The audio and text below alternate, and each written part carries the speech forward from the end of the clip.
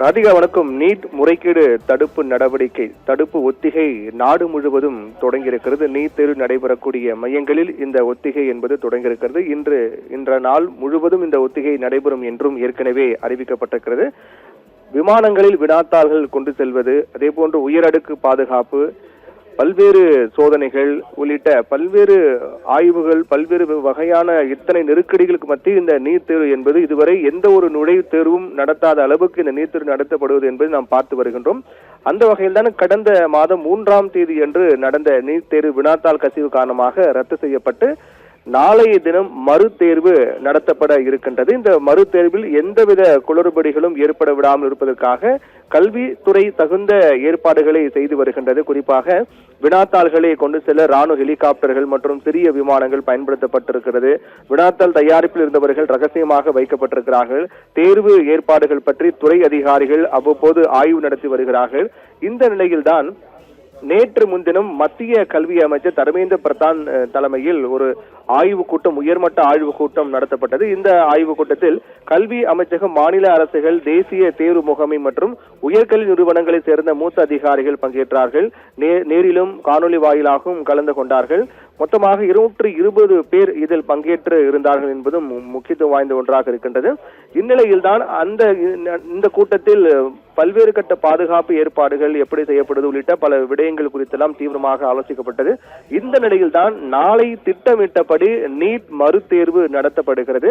இந்த நீட் மறுதேர்வுக்காக இன்றைய தினம் இந்த முறைகேடு தடுப்பு ஒத்திகை நாடு முழுவதும் நீட் தேர்வு நடத்தக்கூடிய மையங்களில் தொடங்கி இருக்கின்றது.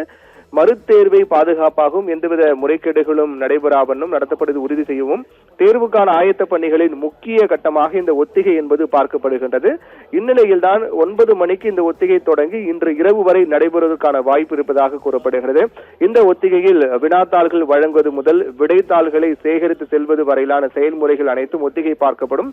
நாடு முழுவதும் நடைபெறும் இந்த ஒத்திகையை பாதுகாப்பில் மட்டும் 2.5 லட்சத்திற்கும் அதிகமானோர் ஈடுபட்டு இருக்கிறார்கள். தேர்வு மையங்கள் அனைத்தும் சிசிடிவி கேமரா மூலமாக கண்காணிக்கப்பட இருக்கின்றது. 15,000 துணை ராணுவத்தினரிடம் வினாத்தாள்கள் கொண்டு செல்லுதல், தேர்வு முடிந்த பின்னர் விடைத்தாள்களை பாதுகாப்பாக திரும்ப பெறக்கூடிய பணிகள் ஒப்படைக்கப்பட்டிருக்கின்றன. இந்த நிலையில் தான் இதுவரை இல்லாத அளவுக்கு, எந்தவித நுழைவுத் தேர்வுக்கு இல்லாத அளவுக்கு மிகுந்த பாதுகாப்புடன் இந்த நீட் மறுதேர்வு என்பது நாளை நடத்தப்பட இருக்கிறது. ஒட்டுமொத்தமாக இந்த வினாத்தாள்களை கொண்டு செல்வது, அதே போன்று விடைத்தாள்களை பாதுகாப்பு திரும்ப பெறக்கூடிய பணிகள் அனைத்துமே 15,000 துணை ராணுவத்தினரிடம் ஒப்படைக்கப்பட்டிருப்பது மிகுந்த முக்கியத்துவம் வாய்ந்த ஒன்றாக பார்க்கப்படுகிறது. அந்த அளவுக்கு இதுவரை இல்லாத வினாத்தாள்கள் கூட பல்வேறு இடங்களுக்கு விமானம் மூலமாக கொண்டு செல்லப்பட்டது. அதற்கு பிறகு ஹெலிகாப்டர் மூலமாக கொண்டு செல்லப்பட்டது.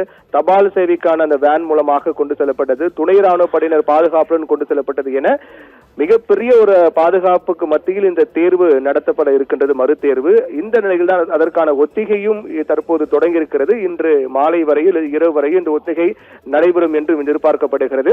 இது கடந்த முறை நடைபெற்ற தேர்வுக்காக கொடுக்கப்பட்ட நேரத்தை விட கூடுதல் நேரம் ஒதுக்கப்பட்டிருக்கிறது.